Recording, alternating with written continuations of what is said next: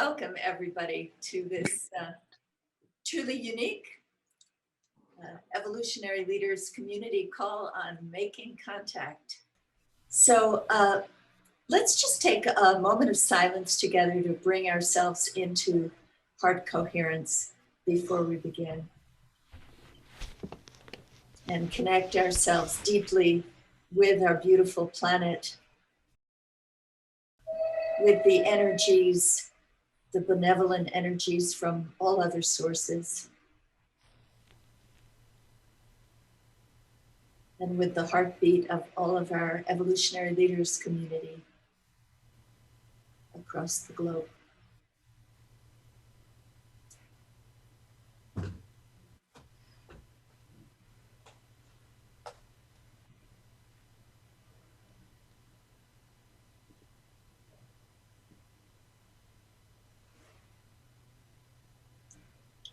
Thank you so much.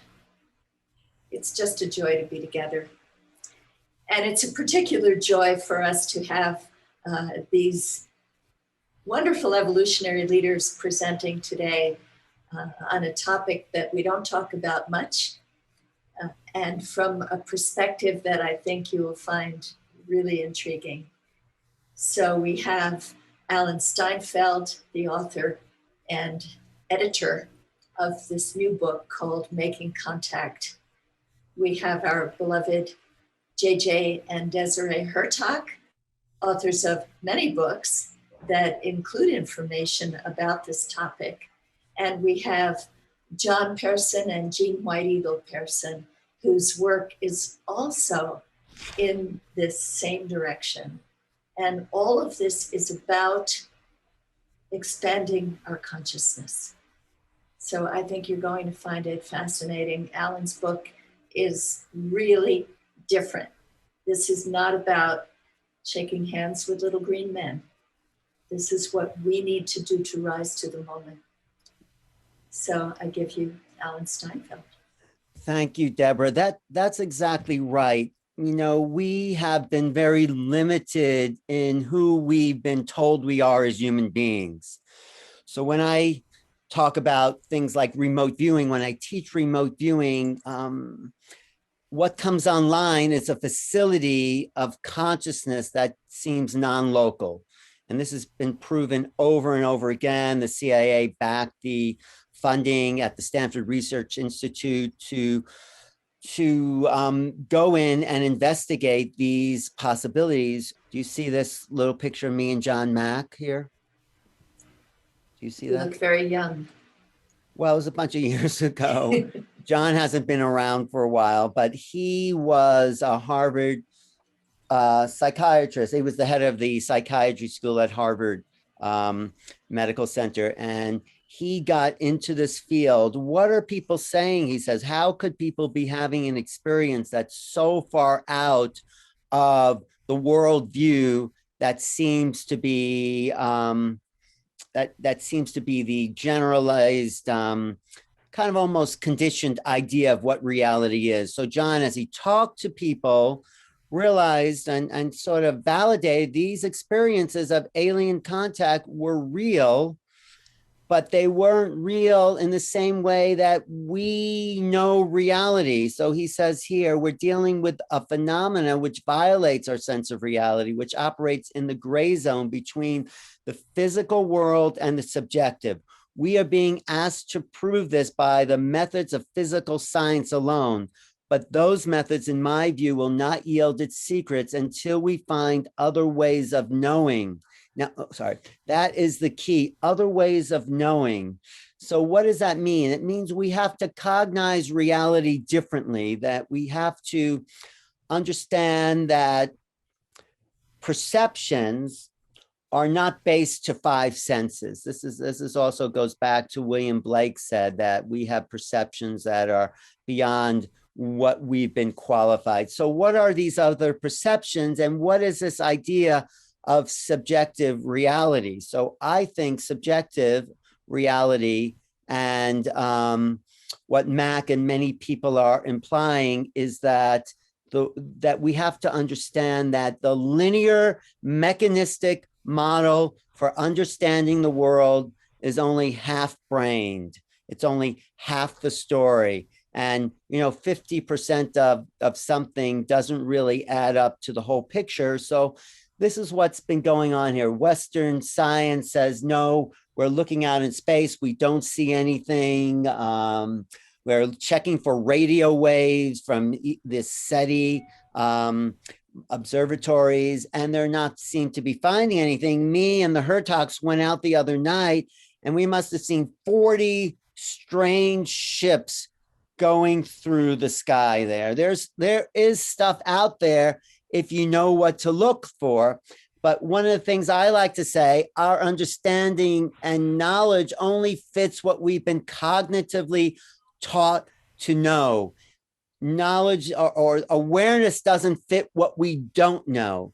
So really making contact is orienting ourselves to a world we have yet to know. We have to jump into the unknown. We have to start to, sorry, let me take this down. We have to really start to think with the right side of our brains, think with the idea that consciousness is non-local and it's part of a bigger reality. So I've formulated a paper that triangulates consciousness, UFOs, and quantum physics.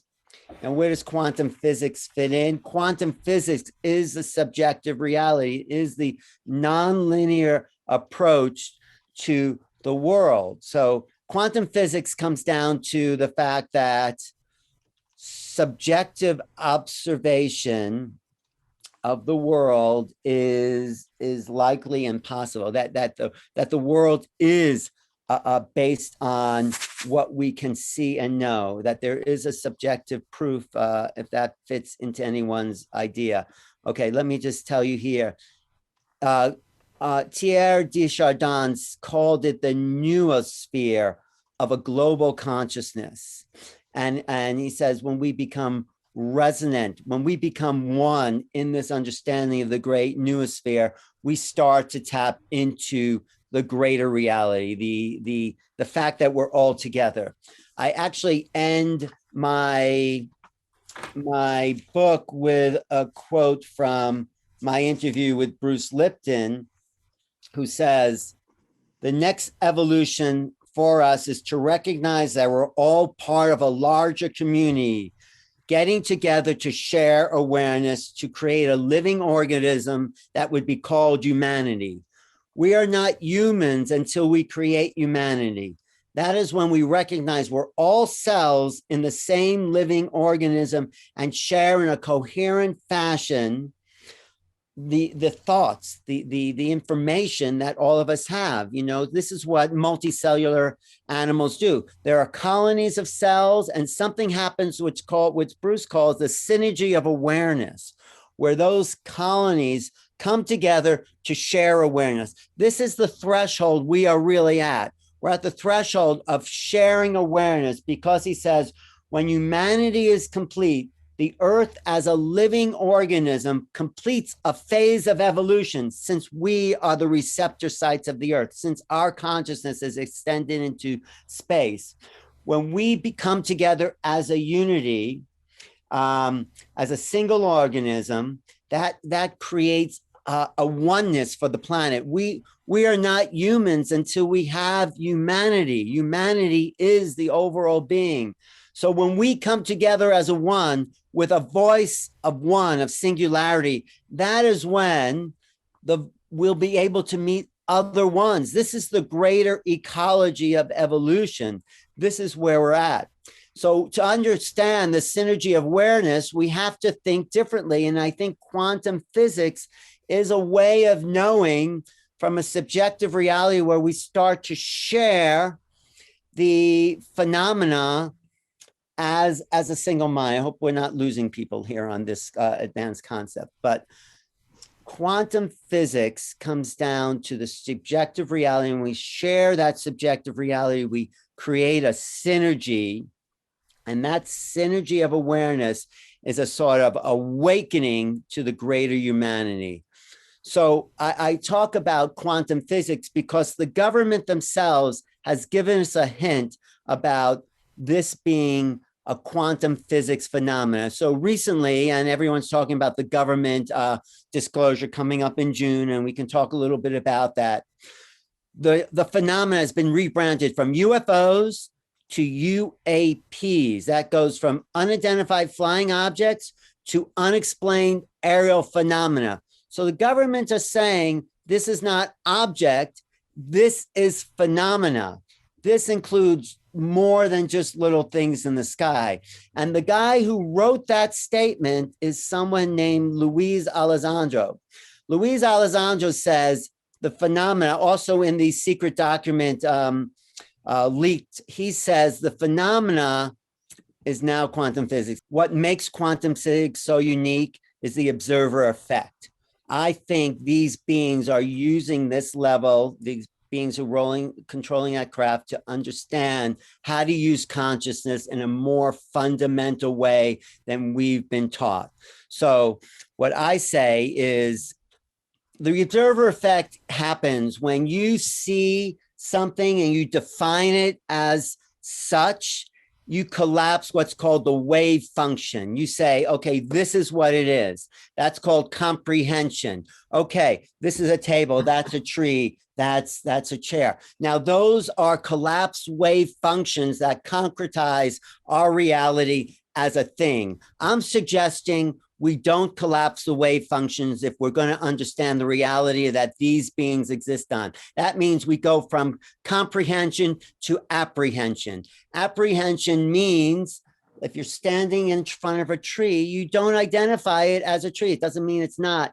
It means you remove the labels. It means that things can now exist in a cluster of meaning instead of saying, this is what it is. When we start to think as an apprehensive sort of reality, the wave function does not collapse in results. This is how quantum computing works. I was just in Las Vegas. So you compute the roll of the dice, let's say, and there it is, it's 7. But if you're rolling the dice before it lands, every answer is in a superposition. It's superpositions of possibility that really start to key into the true functions of an apprehensive consciousness, not a comprehensive. We don't want to collapse the wave function when we're dealing with this level of reality. We want to keep all possibilities alive as if we're dealing more with a symbolic reality. Lots of people say that the ET's notions of realities are much more symbolic. And that means, let's say when you give me a text and I give you a thumbs up, that doesn't mean yes. It could mean yes, but there's a cluster of possibilities. We have to start to think along those terms of multiple aspects of understanding. We have to apprehend the world in front of us as possibilities. So quantum physics computes the superpositions of things. We need to think as superpositional beings on multiple levels of reality that consider many approaches to the world. Let's not live in the collapse wave functions of identification and saying, I know this. Let's live in an abstract world of possibilities. Now, that's hard for humans to understand because we've been so trained to define, this is what it is. I know what this is. This is it. I know. But I'm not saying we don't know. Let's just float it as possibilities. And then we'll start to meet these beings on an even playing field where they live in a superposition of awareness, if that makes sense, if I haven't lost anybody. We need to think in the abstract. We need to stop defining who we are. I think that's the big problem. We are so invested in our identity that we need to be solid in who we are in order to think we're functional in the world. If we start to live in a non-identifiable sense of self, but knowing who we are without identifying it, we can start to meet these beings on their own ground. And that is what they're waiting for us to wake up to. The fact that we're much more complex, we're much more evolved, we're much more aware of these subtle realms when we stop identifying with the self as this. I mean, there's a great line, I always use this in my presentations, that J.J. wrote in The End of Suffering. It was from the New Yorker magazine. And a guy is sitting at a bar and he's yelling at the bartender saying, "Hey, pal, you have no idea who I think I am." So that understanding of the concretized self is in the way of making contact, because when your reality meets that reality, the ground beneath us is swept out, because reality is more solid than the earth we're standing on. And so when that is no longer what we've been programmed to think it is, our sense of self disappears and we need to function in the abstract.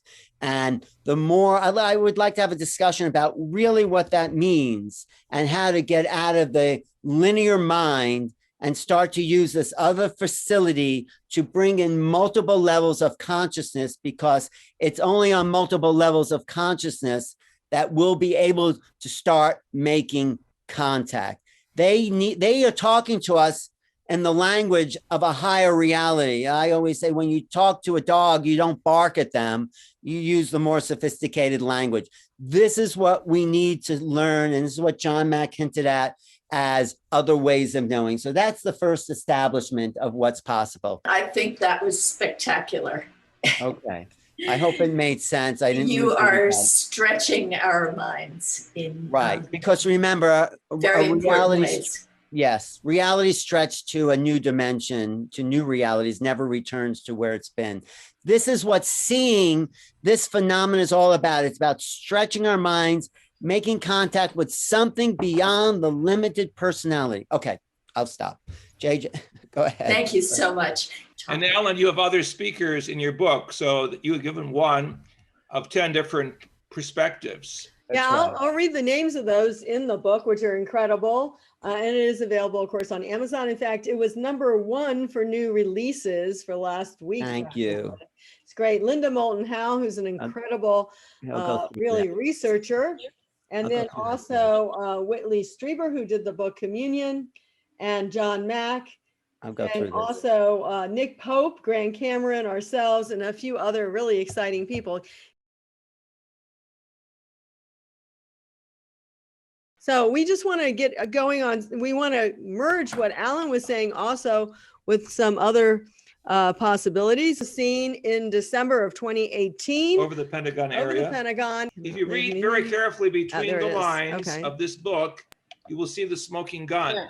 So yes. We're seeing here with colleagues of ours were able to capture in Washington a couple years ago, where this strange pentagonal shaped object appears over the super intelligence place of the Pentagon. And this was in the evening. And initially when I saw this, we kind of dismissed it.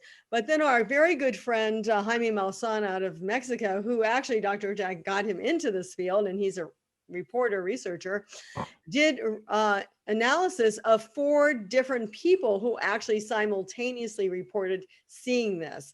And 2 guys were in the car together, and then there was 2 others. This is also the similar vehicle that was in 2009 over the Kremlin. So basically it's appeared in 2009 over the Kremlin, and then in 2018 over the Pentagon. So you have to say this is maybe one of the reasons why things are kind of opening up. And you may know that Marco Rubio actually put in a little clause in the COVID bill that was signed in January that said that the Senate Intelligence Committee has to have access to all top secret documents on unidentified flying objects, or UAPs, and that is the FBI, the CIA, the NSA, and all the other alphabet agencies have to give their information to the Senate Intelligence Committee, and they, by June 24th of this year, this is why Alan's book is so critical, needs to report something to the public. Now, some people go everywhere from like they're not going to say much at all to they're going to start really releasing information. So this is just an interesting thing. So that again is December 2018. And let's go on. This just got released. You might have seen it last week from the USS Russell, but it appeared in July 2019. Again, you see a astrophysical form similar to what we saw in the earlier documentation, both over Russia and the United States, over the seat of the superpowers, telling them essentially to look up. In my experience of contact by 73, I was told to put the pyramidal geometry at the beginning of the book. And of course, there's different UFOs. There's cigar shaped. Because it exemplifies the evolutionary building block of the carbon atom. So let's take a look at, these are like the recap of what's going on. What Alan was showing you was from November 2004, the Nimitz in Princeton, over 2 days at least. They had some sightings of extraterrestrial. This is almost all Navy. That's very interesting because we've said for a long time, the Navy actually has more information. And then we showed you, but that vehicle was more of what they call a Tic Tac. Looks like literally the thing you stick in your mouth, a Tic Tac, the white kind of small globe. Then July 2019, the USS Russell, which we showed you the pyramidal shape. And then also in July, the kid, the Raphael Peralta and the John Finn all saw this. And then there has been stuff on the East Coast for those living on the East Coast in 2014 and also in 2014 and 2015 with the Roosevelt. So these, actually the ones on the East Coast took place almost over a whole month of sightings. And this is what Elizondo has really talked about and what's come out as you had seen in Alan's film. So there's a lot. And that's why they have to start doing something. They have to start talking. So here we see a copy of my book and that first cosmogram or cosmic picture of a multicolored capstone over the scroll of Esther, which is the only scroll in the Bible that speaks of a higher teaching going from Ethiopia to India, showing the universality of God's word. And the fact that the scripture is connected with geometric form is important because I was told the whole process is the coming together of a new spirituality with a new science. And we have like tetrahedrons and pyramids within our body. We have pyramidal brain cells. Studied by Professor Tompkins and others at the University of California. Well, and so it's a very strong geometry, a basic geometry, but wouldn't it be strange if a lot of the pyramids in the world were based on things that the ancients had seen? Here's the experience I had in using the sacred names, which you find in the Sanskrit tradition, you find in the biblical, you find it throughout the world. As I was saying by a pyramid with Desiree in the Tulu, Mexico, approximately 20 years ago, some of you know, I was chanting and all of a sudden this tremendous light shield came around my body. But what's interesting is the fact that we believe, as Alan was trying to say, and what this book is really all about, is that it has to do with consciousness, not just physics, not classical physics, if anything, quantum physics. And quantum physics tells us about the non-local reality. So you can be here right now sitting and you can be in tune. In fact, one of the things we noticed, and we just talked to, we had a big event here in Sedona with Alan for his book launch. It was one of the freer states where we could do that. And we had Travis Walton, if anyone's familiar with him. Actually, 45 years ago, he had an experience where he was hit by also a beam of light taken aboard a spaceship.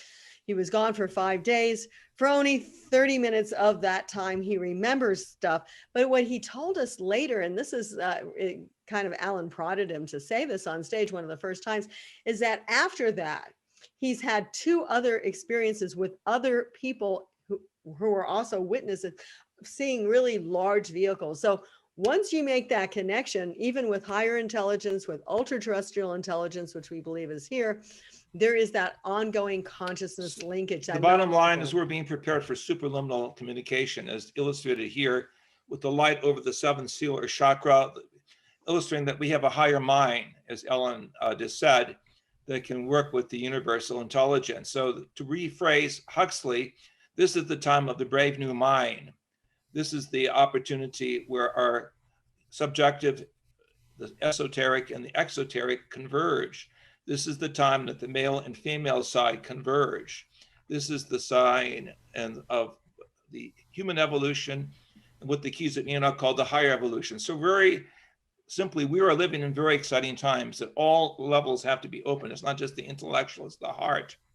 It's the whole vibratory nature of our body coming together, realizing that we are a vessel and vehicle for the process of transition and ultimately, to use a spiritual metaphor, ascension, contact with that of the fifth dimension. Yes, and that's interesting. Dr. Tang mentioned the fifth dimension because what people are learning now is that even extraterrestrial spacecraft are not exclusively working with the third or fourth dimension being time, but the fifth dimension. They can come through walls. They can take people out through walls.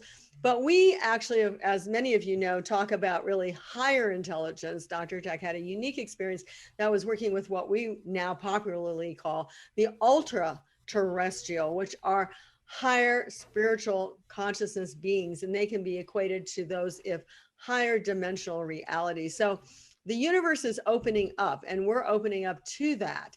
And people are starting to become more and more aware. And we encourage people to meditate, to listen, to tune in. As we see here, another cosmogram from our teaching of the multi-levels that we can engage in. At the bottom of the screen, we have Mother Earth. The meditation process opens our mind to ultimately the higher levels of the vision of the dove, the symbol of peace, the symbol of higher education, the symbol of unity amongst the various diverse cultures towards what we will call a shift from humankind to spacekind and beyond.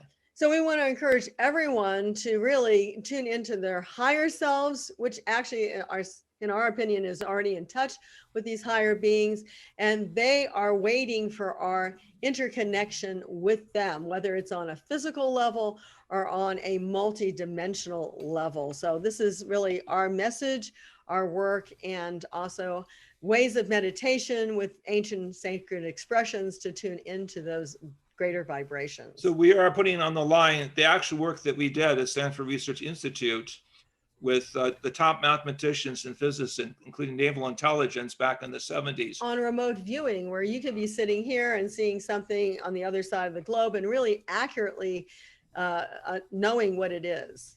And as you will see in Alan's book, I actually state that 42 years ago, I showed the pictures of the cosmic others. Unfortunately, this was never broadcast in the United States. It went out only through Latin American satellite channels, but the sense of urgency now requires us to see that there is a long history of investigation, and now we can put the jewels, so to speak, on the table. And if I can speak for Alan, the three of us work quite a bit on remote viewing, which is, as I said, seeing on the other side of the globe, maybe even seeing backwards in time, and sometimes in the future of time. Precognition is tied into that, according to the work of Russell Targ. But the main thing is because even these other beings are using that ability. They actually all have the ability of, we'll say, remote viewing, contact, non-local awareness.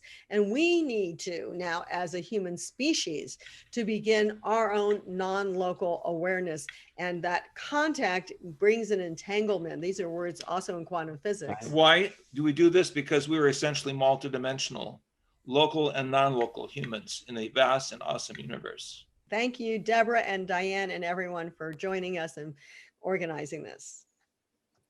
Thank you so much for this brief presentation that represents so many years of study of these phenomena and wisdom about what they mean. I also want to say JJ is being a little humble. He's had firsthand contact with these beings in a conscious form. And I think that's really what people need to know, that it's not just belief, it is actuality. So this is another level of the phenomena. Mainly the ultra-terrestrial type. I was taken up and brought back, and I was interviewed by top government people, and they have the story. They were not prepared for the new spirituality, and this is where all of us come in, because it's the story of unity. It's the understanding of the science behind the ancient myth structure of the Eastern and Western traditions that can bring us together with the indigenous. This is so important. And Kurt knows this so well. Unless we work with our indigenous brothers and sisters now. And Oscar. Yes, Oscar, of course. But if we do not go beyond the intellectualizing of new information, we're not going to make this change. It will come really through the meek and the humble of the world who understand what Mother Earth is telling us. It's the vibrations of the heart, vibrations of the soul, vibrations of what we will call the new mind, the brave new mind, the higher mind that will bring us together. This is the triple power that the ancient Sanskrit scriptures speak of. But the planet is really going through changes, and so we all have to be prepared And for we those. all have you out there. We're all a team. Okay, thank you, Deborah. Thank you so much. And both the Hurtaks and Alan have talked about how we need to increase our understanding and raise our frequency so that we can be prepared to communicate with these other intelligences, particularly the higher intelligences. And so that's a perfect lead in to Jeanne White Eagle Pehrson and John Pehrson and Jeanne's vision for how we might learn to communicate in this way. So I give you the Pehrsons. Yeah, I want to start by saying that Alan, your presentation, and JJ and Desiree, your presentation resonates very, very strongly with Right. us. Alan, the bridge I want to make with you is that we've had the blessing of being able to have grounding in Native American teachings. And one of the things we are aware of is that, you know, our languages, whether they are English or German or Russian, are start and stop languages. We have nouns and pronouns, Right. and we identify object and verb, that kind of thing. The Native Americans, the way they speak, everything is in motion. Everything is a vibration. Everything is a relationship. And physicists actually go to friends that we have like Joseph Ryle, Beautiful Painted Arrow, to ask questions about things that they don't understand. And the Native Americans are able to explain it to them because they have a different way of languaging it and therefore a different way of thinking about it. So that's Correct. one. The other thing I want to say is that the work that Jeanne and I have done over the years, particularly with ceremonial dances that involve fasting and movement and sound, put people into an altered state of consciousness where the connection with the ultra-terrestrials in particular, and sometimes the extraterrestrials, is very common. And we've had many experiences with that. So we know the reality of what you are talking about. We've experienced it ourselves. We've had those kinds of communications. What we're doing, what Jeanne's vision is about, is building a bridge to the future. Okay, it's saying, okay, humanity is emerging into a new level of consciousness. The reality of extraterrestrials and ultra-terrestrials are real. How can we do something that takes advantage of that? So I want to turn it over to Jeanne to talk about her vision. This is what I believe is the next step. Yeah, and I want to say thank you to Alan and Desiree and to JJ, because the work that you are doing it's crucial right now. The consciousness is shifting. Each one of us that's on this call and in the evolutionary leaders are very aware that something's happening, and something is happening on the collective level. This is the book that I wrote. It's called Eyes Open, Looking for the 12. And there's a story behind the looking for the 12.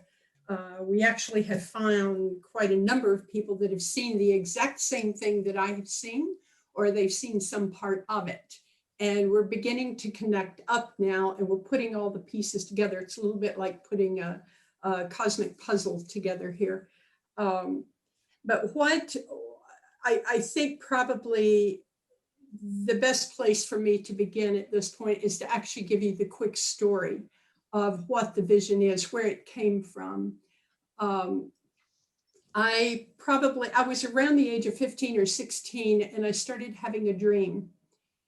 And I did not know that this was going to become a recurring dream. And it became a recurring dream. So many weeks would go by, so many months would go by, and the dream would reappear.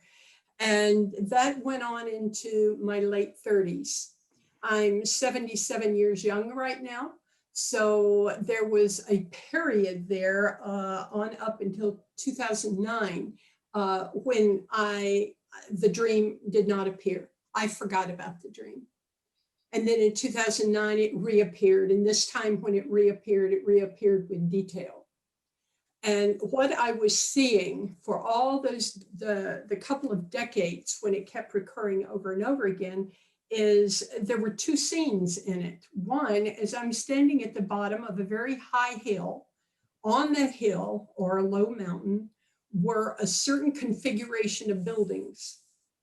They were white, and we actually have architects that are now working on what it was that I have seen. The second scene in the dream, quickly, I'm inside what looks like a hallway, something that you might see in a university or a big organization that has buildings that have one whole wall was glass. You could see out of it. The other wall was solid, and people are passing by each other as though they're on the way to a class. They might stop and they might converse with each other. But what I noticed in the dream is they're not all human. There were many different species that were passing, talking, conversing, and it was a very natural scene. These two pictures, the one of me at the bottom of the hill and then the other one, that was all I was given for close to over 20 years. I'm given this these two visuals. In 2009, we happened to be in Croatia at the time, and suddenly the dream came back. And when it came back this time, I heard a voice say, "You're to build a university." And I'm thinking, what? Because university is not what it actually is or was. It's the only thing in my lexicon at the time that represented a very sophisticated way of education, right?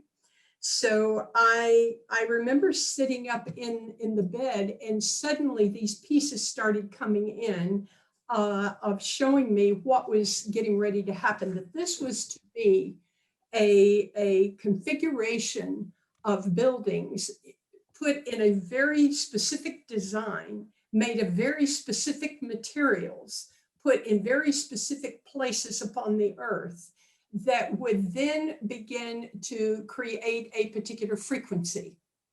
And from cradle to grave, a human that goes into this facility that we now are calling interstellar universities. Anyone who would go in, a higher state of consciousness is sustained. And it at the same time is emitting a signal into space that is saying that the human consciousness has gotten to the place now to where it can interact overtly and in an ongoing fashion and in a good way, healthy way. Up to this point, the only thing that can happen, we have not built these yet because the consciousness isn't ready yet. We know that if we built these, that they would probably not survive, because something has got to happen within the mass consciousness first. When Barbara Marx Hubbard and I met, we both got quite excited because the thing that Barbara saw is she saw that the consciousness itself was beginning to converge, that all the many different efforts being made around the planet to help raise the consciousness of humanity was beginning to take place. She could see this starting to happen, and what I was given, the piece I was seeing, was this.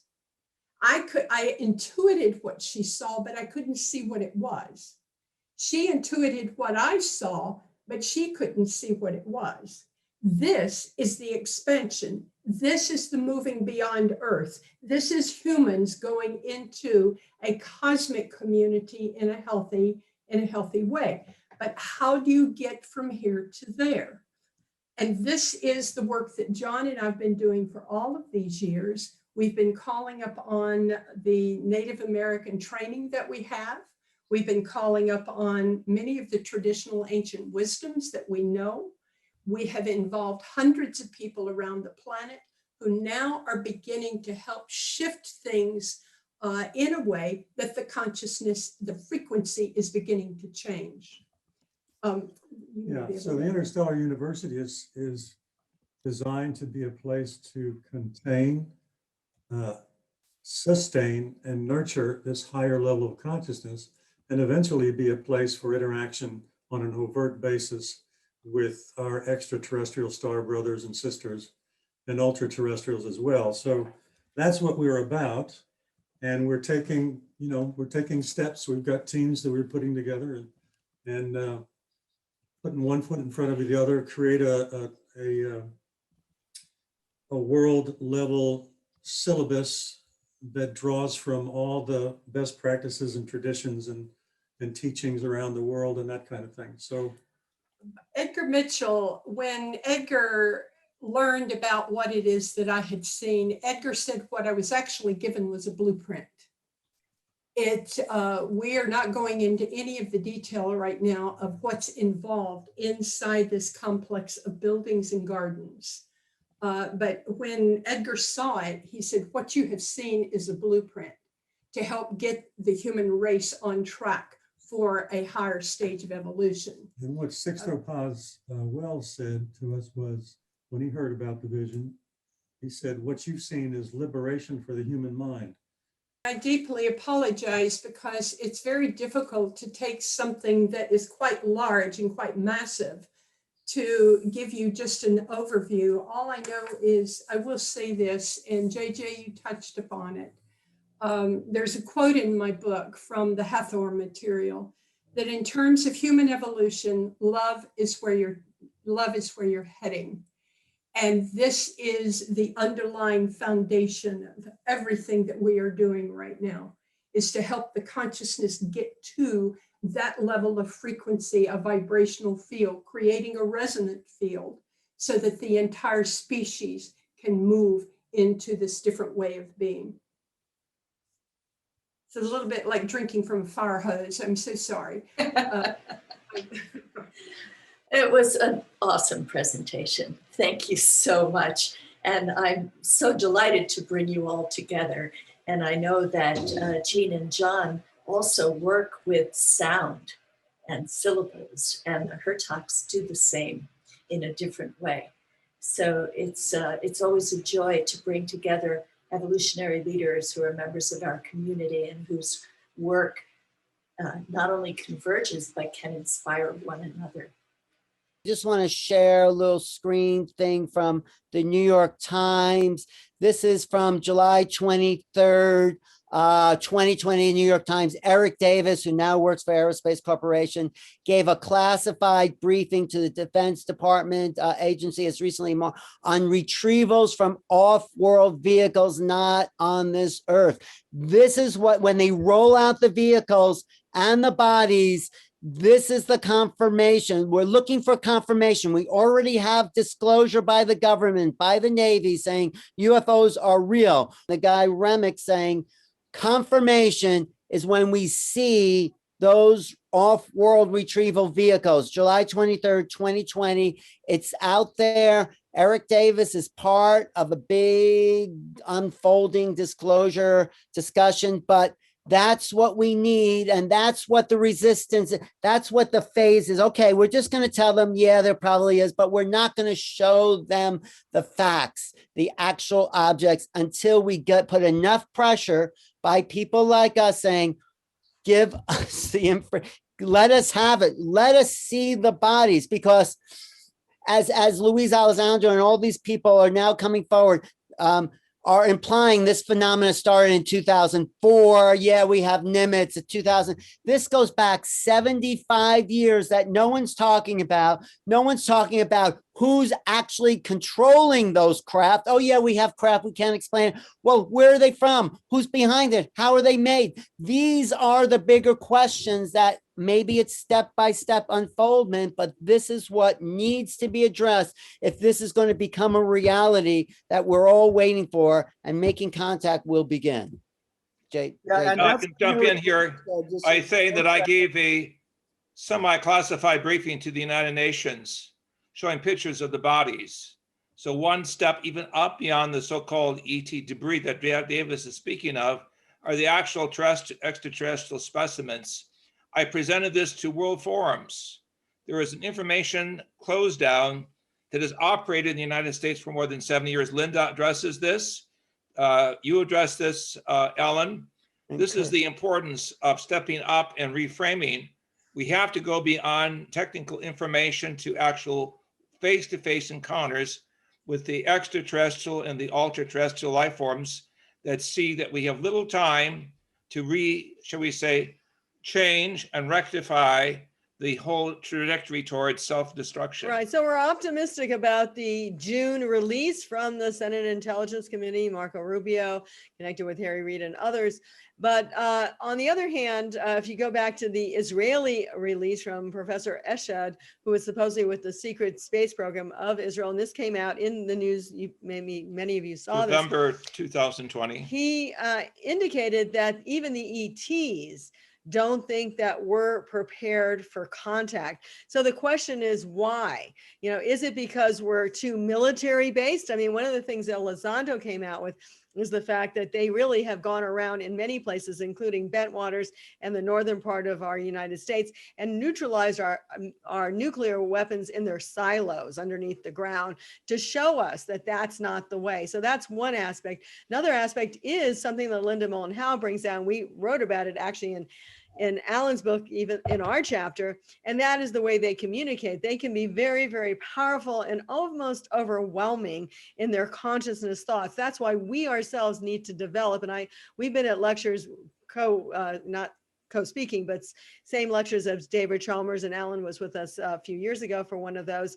You know, the consciousness powers that we have to develop within ourselves is part of what's happening. And I believe that is the university. We call it a university without walls, where we're teaching the fact of who we really are, our cosmic memory, our own inner self that can develop into a greater being and really stand face to face and not pass out with these extraterrestrial realities. So we need a new psychology, a new understanding of consciousness expansion, a new spirituality to bring together the downtrodden of the world and let them tell their story with a sense of dignity and in unity. One of the things that even Dr. Hurtak had picked up in his own unique experience is the fact that this planet is going through some massive changes. So they told him that 64 areas of science were going to be advanced on this planet. This is since the early 70s, so that we're more prepared. And now what's that preparation for? Is it preparation for contact? Yes, absolutely, because they need to be closer in touch with us as these environmental other changes take place. The other thing is preparation, so we have a choice. And I love that, our moment of choice. I'm going to give a plug for it again, make sure everyone gets it out there, because every moment we have a choice. And we had a friend here recently, and he had developed nanotechnology, and then he realized that nanotechnology that he was developing could be used very negatively. And so he actually stopped his entire project and stopped his entire company.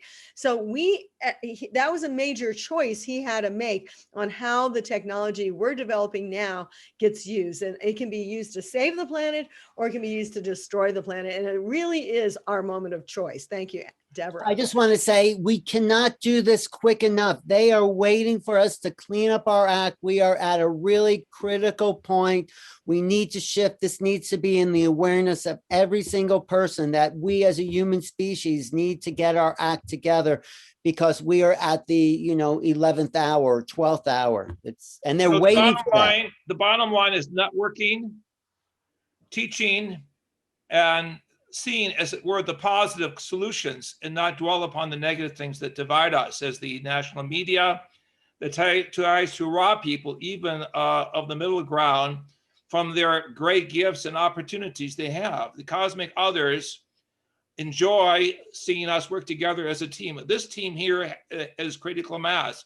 All of you working together with the new information that Alan has put together, and others like Alan, realize we've got a new, shall we say, blueprint of unity on all 7 basic levels. And the harmonic within and without is the key. This is what Ellen Hynek tried to do with Close Encounters with Steven Spielberg. We did that. We did all that music with Marcel Vogel, behind the scenes, working with some of the top musicians. We have to bring a global orchestration, a global tone of raising consciousness. It cannot be done only intellectually. It has to be done through the right hemisphere and through the heart. That's the Trinity within that was mythologized, so people don't take it seriously, but we must push the envelope of a new spirituality, a new science guided by consciousness, and a new love story. We must be the greater love and not the confusion. I have to keep showing up and saying yes. Each one of us has to keep showing up and saying yes. Because as we do that, we continue to shift the frequency. We raise it. We're creating a different resonant field for the whole. You know, we live in a time where we have the internet working now openly in all directions. And we need to take advantage of the breakthroughs at our fingertips to broadcast a bigger and a more powerful signal of unity at this time. I can't underestimate what the situation is that we face with global control of information the wrong way. We need to be able to, shall we say, engineer a type of new raising of consciousness through the media, that what I would call a new public commons. Through our resources in India, Australia, other places. If the local media in the United States doesn't want to tell the true story after 70 years, according to Linda, we better wake up and realize that we have to forge the media linkage that we need, but it has to come through vibrations. Loving vibrations, positive vibrations, 24/7. This is a situation that could slide easily into biospheric collapse, to use Barbara Marx Hubbard's idiom. We have to understand how precious these conversations are and must be broadcast with music of the heart. And I have to say, we did a program with Whitley Strieber and Linda Moulton Allen for the book. And at the end, Linda, who's really just a UFO researcher, although she's fantastic, said, you know, the real answer to all of this is love. And Dr. Hurtak even coined a term, like some people have an exo-racism, you know, that like, and Travis said that too, you know, these guys look different from us. If they start interacting with us, you know, we might say, oh, they're cool, but ultimately we're going to say, hey, they're different. We don't like them anymore. So there's a lot of evolution. And so we add, as our work with the Academy for Future Sciences, in addition to love, we also have to have wisdom, and it has to be a higher wisdom, not just something from the news media that they tell you. We have to really bring that information down, and that we feel is part of the consciousness field that we're all working with. And I always qualify that that consciousness field is not just global, it's universal. Thank you to all of you for this truly amazing presentation.